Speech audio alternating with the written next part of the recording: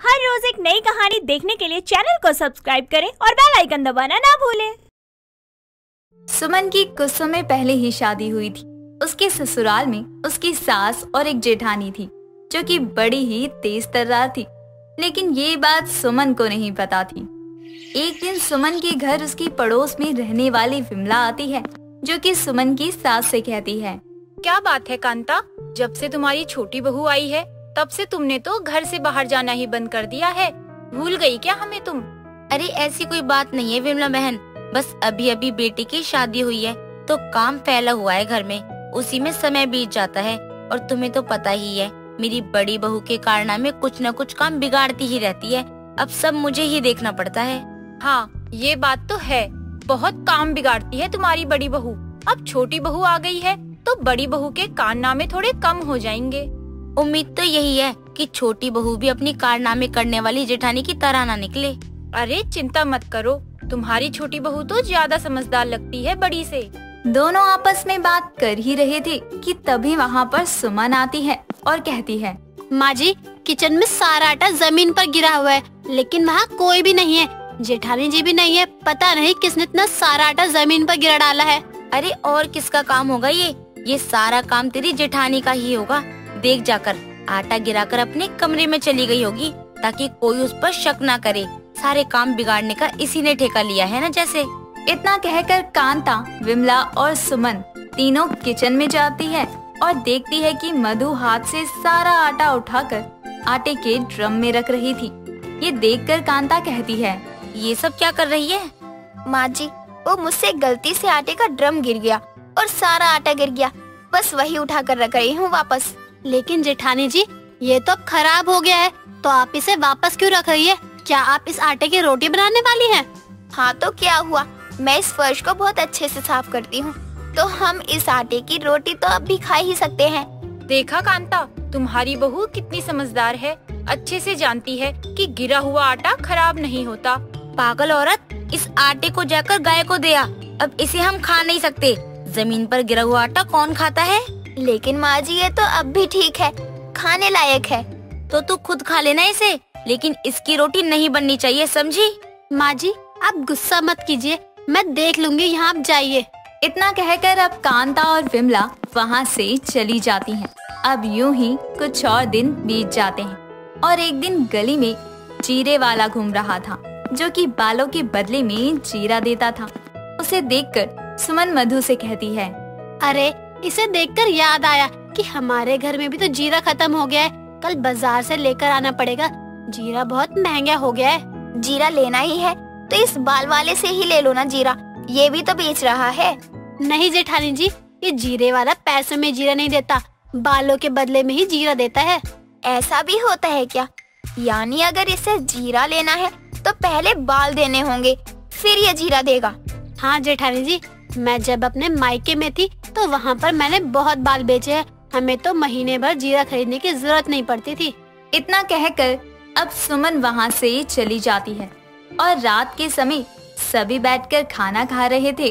तभी कांता कहती है, हाय राम, ये बाल कितने बड़े हो रहे हैं मेरे, अब तो इन्हें संभालना भी मुश्किल हो गया है, लगता है इन्हें कटवाना पड़ेगा। हाँ क्यों नहीं माँ जी, आप छोटे छोटे बाल करवा लो, बहुत अच्छी लगोगी। अरे मैं तो ऐसे ही कह रही हूँ, तू सच में मेरे बाल कटवाना चाहती है? माँ जी आप भी ना कभी कुछ कहती है और कभी कुछ।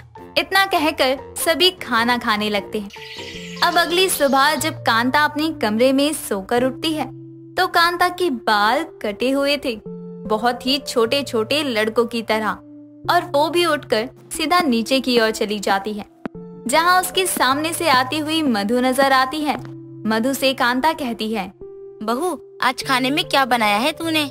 माँ जी, आज मैंने जीरे के पराठे, जीरे की दाल, जीरे वाले पकोड़े और बहुत कुछ बनाया है। अरे वाह बहू, तूने आज इतना सब कैसे बना लिया? और एक बात तो बता, जीरा तो खत्म हो गया था ना घर में, फिर ये इतना सारा जीरा कहाँ से आया? कांता इतना कहती ही है कि तभी वहाँ पर सुमन आ जाती है और कांता के कटे हुए बालों को देखकर सुमन चिल्ला पड़ती है, माँ जी ये सब क्या है? आपके बाल, आपके बालों को क्या हुआ? ये ऐसे कैसे हो गए? अरे अब तुझे क्या हुआ? ऐसे क्यों चिल्ला रही है जैसे कोई भूत देख लिया हो? माँ जी आप भी अभी किसी भूत से कम नहीं लग रही है। आप अपने बालों को शीशे में देखो, आपके बाल ऐसे लग रहे हैं जैसे किसी चूहे ने कुतर दिए हो। क्या कहा? चूहे ने कुतर दिए? ये सब क्या कह रही है तू? मेरे बालों को क्या हुआ? इतना कहकर अब कांता अपने आप को शीशे में देखती है और जोर से चिल्लाती है, हाय राम, ये किसने कर दिया? मेरे बाल किसने काट दिए? माँ जी, आपने ही तो कहा था कि आप छोटे बाल करवाना चाहती हैं और घर में जीरा भी नहीं था, तो मैंने सोचा कि आपके बाल देकर ही मैं जीरा ही ले लेती हूँ। दोनों ही मुश्किलें खत्म हो जाएंगी। जेठानी जी, ये आपने क्या कर दिया? माँ जी के बाल ही काट दिए। मुझे लगा ही था कि ये कारनामा तूने ही किया होगा। ऐसे काम तू ही बिगाड़ सकती है। आखिर इतनी अक्ल तू लाती कहाँ से है? माँ जी, अब इतनी भी तारीफ मत करो मेरी। मैं जानती हूँ कि मैं बचपन से ही बहुत समझदार हूँ। हे भगवान, सुमन बहू, इसे मेरे सामने से ले जा, वरना मैं इसे मार डालूंगी। इस औरत ने मेरा दिमाग खराब कर दिया है। अपनी सास का गुस्सा देखकर सुमन मधु को अपने साथ ले जाती है। यूं ही एक दिन और बीत जाता है और कांता अपने सर पर पल्लू रखकर घर से बाहर जा रही थी। तभी रास्ते में उसे विमला मिल जाती है, जो कि उसे रोक कर कहती है, अरे कांता बहन, ये तुम ही हो ना? आज ये सर पर पल्लू क्यों रखकर घूम रही हो? रोज तो नहीं रखती हो पल्लू। यहाँ तुम्हारा जेठ या ससुर थोड़ी घूम रहा है। ऐसा कुछ नहीं है, बस ऐसे ही रख लिया आज पल्लू। मैं चलती हूँ अब। क्या बात है कांता बहन, रोज तो ऐसे नहीं करती हो, आज बड़ी ही अजीब हरकतें कर रही हो। जरा दिखाओ तो, बालों को कुछ हुआ है क्या तुम्हारे? कुछ भी तो नहीं हुआ। आज मेरा मन कर रहा था तो मैंने सोचा कि पल्लू ही ले लेती हूँ सर पर, सही रहता है। मैं जा रही हूँ, मुझे कुछ काम याद आ गया है। कुछ तो गड़बड़ है, दिखा क्या हुआ है बालों में, मुझे भी देखना है। इतना कहकर अब विमला जबरन कांता के पल्लू को खींचने लगती है और खींचातानी में कांता का पल्लू सर से उतर जाता है और कांता के कटे हुए बाल विमला को नजर आ जाते हैं, जिन्हें देखकर विमला जोर जोर से हंसने लगती है और कहती है, अरे वाह कांता बहन, तुमने तो बड़े अच्छे बाल कटवाए हैं। ऐसे तो तुम बिल्कुल इंदिरा गांधी लग रही हो। कहाँ से कटवाए हैं ये बाल? विमला बहन, अब तुम भी मेरा मजाक बना रही हो। क्या ही बताऊं तुम्हें, मैं तो परेशान हो गई हूँ अपनी बहू से। उसके नए नए कारनामे मेरा दिमाग खराब कर देते हैं और ये नया कारनामा भी उसी का है। यानी कि ये बाल तुम्हारी बहू ने ही काटे हैं तुम्हारे। लेकिन जो भी कहो, तुम इन बॉय कट बालों में बहुत अच्छी लग रही हो, एकदम अंग्रेजन लग रही हो। क्या सच में? क्यों मजाक बना रही हो मेरा? यहाँ मेरा मजाक पहले ही बना चुकी है मेरी दोनों बहुएं। अरे नहीं, पहली बार तो तेरी बड़ी बहू ने एक कारनामा अच्छा किया है।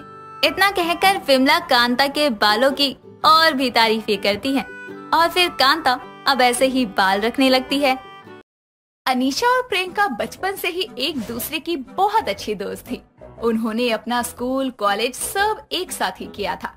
दोनों हमेशा साथ रहती, लेकिन दोनों का स्वभाव एक दूसरे से बहुत अलग था। एक तरफ जहां अनीशा को पैसे के सिवाय कुछ नहीं दिखाई देता था और ना ही पैसे के आगे वो किसी भी इंसान का मोल रखती, तो वहीं दूसरी तरफ प्रियंका को पैसे से कोई खास लगाव नहीं था। उसके लिए पैसों से ज्यादा इंसान का मोल था। कई बार इन बातों को लेकर दोनों में बहस भी हो जाया करती थी। ऐसे ही समय बीतता है और समय के साथ ही दोनों की शादी भी हो जाती है, जिसके कारण वो दोनों अलग हो जाती है। तभी एक रोज अनीशा अपने पति राजीव से कहती है, राजीव जी, आप फिर से घर जल्दी आ गए।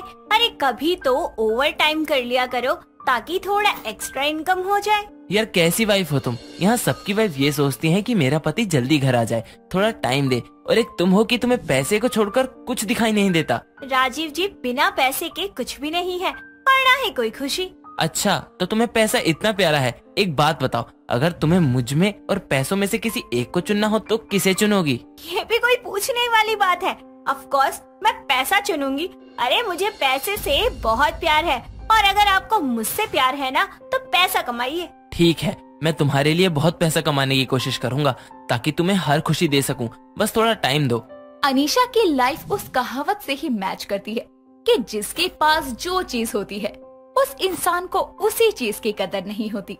जहां अनीशा को अपने पैसों के आगे अपने पति के प्यार, उसकी केयर तक दिखाई नहीं देती थी और उसकी वो कोई कदर नहीं करती थी, वहीं दूसरी तरफ उसकी दोस्त प्रियंका, जिसको इन सब चीजों की कदर थी, उसकी लाइफ में ये चीज दूर दूर तक नहीं थी। जैसे दोनों के स्वभाव में अंतर था, वैसे ही दोनों के जीवन में और जीवन साथी में भी बहुत अंतर था। इस बात को लेकर कई बार प्रियंका अपने पति अक्षय से लड़ती भी थी। ऐसे ही दिन बीतते हैं। तभी एक रोज अक्षय देर रात ड्रिंक करके घर आता है, जिसे देखकर प्रियंका कहती है, आप कहाँ थे इतनी रात तक?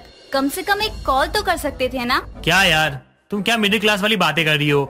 मैं एक बिजनेसमैन हूँ, मेरे पास टाइम का कोई पता नहीं है। और तुम्हें कमी किस बात की है? आराम से रहो यहाँ पे। यही तो प्रॉब्लम है जो आज तक आप समझ नहीं पाए कि मुझे कमी किस चीज की है। अरे नहीं चाहिए मुझे इतना पैसा जो मैं आपको ही खो दूं। मैं तुम्हारे साथ ही तो हूँ और तुम्हारे लिए तो ये सब कर रहा हूँ। मुझे ये सब नहीं चाहिए, मुझे सिर्फ आपका थोड़ा सा वक्त चाहिए जिस पर सिर्फ मेरा हक हो, इससे ज्यादा कुछ भी नहीं। तुम बहुत अजीब वाइफ हो यार। एक तो सब वाइफ चाहती है कि उनका पति बहुत पैसा कमाए, और एक तुम हो जो तुम ये चाहती हो कि मैं तुम्हारे साथ रहूं। रह तो रहा हूं तुम्हारे साथ, तुम्हें कुछ नहीं चाहिए क्या? मैडम, बिना पैसे के इस दुनिया में कुछ नहीं मिलता। जरूरत से ज्यादा पैसा भी इंसान के लिए अच्छा नहीं होता। ऐसे पैसे का क्या फायदा जो एक इंसान को दूसरे इंसान से दूर कर दे। यार, मैं तुम्हारे ये प्रवचन सुनने के मूड में बिल्कुल भी नहीं हूँ। मैं जा रहा हूँ सोने के लिए। इतना कहकर अक्षय अपने रूम में चला जाता है और प्रियंका सोफे पर ही रोते रोते सो जाती है। अगले दिन सुबह के समय प्रियंका के उठने से पहले अक्षय फिर से ऑफिस के लिए निकल जाता है।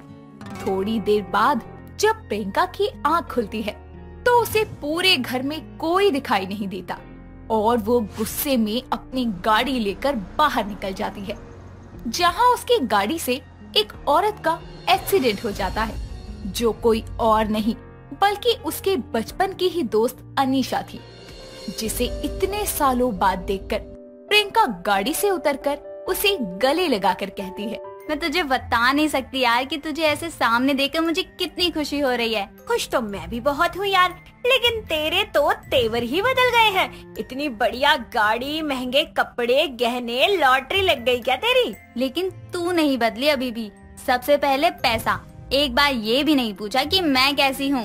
ऐसी बात नहीं है, चल ना घर चलते हैं। आज मेरे पति भी घर पर ही हैं, उनसे भी मिलना हो जाएगा। ओके। इतना कहकर अनीशा प्रियंका को अपने घर ले जाती है और अपने पति राजीव से मिलवाती है। सभी एक साथ बैठकर आपस में काफी बातें करते हैं। कुछ देर बाद अनीशा चाय लेने किचन में जाती है। तभी राजीव प्रियंका से कहता है, प्रियंका जी, आप तो अनीशा की सबसे अच्छी दोस्त हैं। आप ही बताइए, मैं आज उसे ऐसा क्या गिफ्ट दूं जो उसे बहुत पसंद आए और वो खुश हो जाए। आज उसका बर्थडे है, इसीलिए। मैं आपको क्या बताऊं राजीव जी, आप उसके पति हैं। आप उसे प्यार से जो भी देंगे उसे सब अच्छा लगेगा। अब गिफ्ट और पैसे से ज्यादा तो आप उसके लिए प्यारे होंगे ना। अब मैं आपको क्या बताऊं प्रियंका जी कि अनीशा के लिए पैसे से ज्यादा कुछ भी इम्पोर्टेंट नहीं है, मैं भी नहीं। अब मैं आपको क्या बताऊं राजीव जी, ये अनीशा को पैसे से ज्यादा प्यारा और कुछ भी नहीं, शायद आप भी नहीं। प्रियंका और राजीव एक दूसरे के सामने बैठकर अपनी मन में ही बड़बड़ा रहे थे। कुछ देर बाद अनीशा जैसे ही चाय लेकर आती है, तभी राजीव अनीशा का हाथ पकड़कर उसे प्यार से बर्थडे विश करते हुए एक फूल देता है और अपनी शादी की फोटो को फ्रेम करवाकर गिफ्ट करता है, जिस पर अनीशा गुस्से में कहती है, आप नहीं सुधर सकते। अरे मैं इन फूलों और फोटो फ्रेम का क्या करूं? आप तो मुझे वैसे भी सुबह शाम दिख जाते हो, फोटो फ्रेम में देखना ज्यादा जरूरी है। मैंने इतने प्यार से दिया है तुम्हें, तुम हर चीज में पैसा क्यों देखती हो? कभी किसी की फीलिंग की भी कदर कर लिया करो। जिस दिन मैं तुम्हारे पास नहीं रहूंगा ना, उस दिन तुम्हें एहसास होगा। क्या प्यार? ये किराए का घर जिसमें ठीक से फर्नीचर तक नहीं है, ना अच्छे कपड़े हैं मेरे पास। अरे मुझे एक अच्छी अमीरों वाली लाइफ जीनी है जो आप मुझे कभी दे ही नहीं सकते। सॉरी, मुझे बीच में नहीं बोलना चाहिए, बट अनीशा तुम पागल हो गई हो क्या? बचपन से लेकर आज तक तुम बिल्कुल भी नहीं सुधरी। मुझे लगा कि शायद इतना अच्छा पति पाकर तुम बदल गई होगी, लेकिन नहीं, तुझे तो आज भी पति से ज्यादा प्यारा पैसा ही है। न तुझे कल इंसानों की कदर थी, न आज है। अरे वाह, कुछ समय में ही तुम्हें पता चल गया कि ये बहुत अच्छे पति हैं। अरे ये किसी लायक नहीं है, इन्होंने आज तक मुझे दिया ही क्या है, और अगर इनके बदले में अगर कोई मुझे पैसे दे देना तो मैं पैसे ले लूंगी और इन्हें बेच दूंगी। क्या बकवास कर रही है तू? चुप हो जा। प्रियंका जी, मैं ऑफिस चलता हूँ, आपसे फिर मुलाकात होगी। इतना कहकर राजीव ऑफिस चला जाता है और उसकी फ्रेंड प्रियंका भी उसकी बातों से दुखी होकर अपने घर वापस चली आती है। लेकिन अनीशा को इस बात से भी कोई फर्क नहीं पड़ता कि आज उसने अपने पति के साथ कितना गलत किया। सबके जाने के कुछ देर बाद वो भी बड़े मजे से अपने बर्थडे की शॉपिंग के लिए मार्केट में चली जाती है, जहां उसकी नजर एक नई खुली बड़ी सी शॉप पर जाती है, जहां कुछ ऐसा लिखा होता है जिसे पढ़कर उसकी आंखें चमक जाती है। स्पेशल ऑफर, नई दुकान पर जितना मर्जी सामान खरीदिए और पैसे एक दिन बाद दीजिए और ज्यादा सामान खरीदने पर एक सोने का सिक्का मुफ्त पाइए। अनीशा उसे पढ़ते ही बिना कुछ सोचे समझे दुकान पर जाकर सारे महंगे बहुत सारे सामान खरीदकर बड़ी खुशी से अपने घर वापस आती है और अपने पति का इंतजार करने लगती है। कुछ देर बाद रात को जैसे ही राजीव ऑफिस से घर आता है, अनीशा उसे गले लगा लेती है, जिस पर राजीव के खुशी का ठिकाना नहीं रहता और वो बोलता है, हो गया गुस्सा ठंडा मैडम, जो आते ही इतना प्यार। ये प्यार गुस्सा ठंडा होने के लिए नहीं है, बल्कि अपने पसंद की सारी चीजें घर लाने के लिए है और इस सोने के सिक्के के लिए है, जिसके पैसे आपको कल देने हैं। तुमने ये सब क्या किया? मेरे पास इतने पैसे नहीं हैं कि मैं इनका बिल दे सकूं। मुझे ये सब नहीं पता। राजीव अनीशा की इस हरकत से बहुत परेशान हो गया। उसे कुछ समझ नहीं आ रहा था कि वो इसके पैसे कैसे दे। उसे ये सोचते सोचते पूरी रात निकल जाती है और सुबह उस दुकान के कुछ लोग पैसे लेने उसके घर आते हैं और पैसे ना देने पर राजीव को अपने साथ लेकर चले जाते हैं, जिस पर भी अनीशा को कोई फर्क नहीं पड़ता। कुछ दिन तो सब ठीक ठाक चलता है और ठीक ठाक निकल जाता है, लेकिन कुछ दिन बाद उसे अपने पति की कमी महसूस होती है और अपनी गलती का पछतावा होता है, जिसके बाद वो अपनी फ्रेंड की मदद से अपने पति को घर वापस ले आती है और अपनी गलती की माफी मांगती है। दोस्तों, अगर आपको ये कहानी पसंद आई तो इसे लाइक करें, शेयर करें और कमेंट करके बताएं कि कहानी में आपको सबसे अच्छा क्या लगा।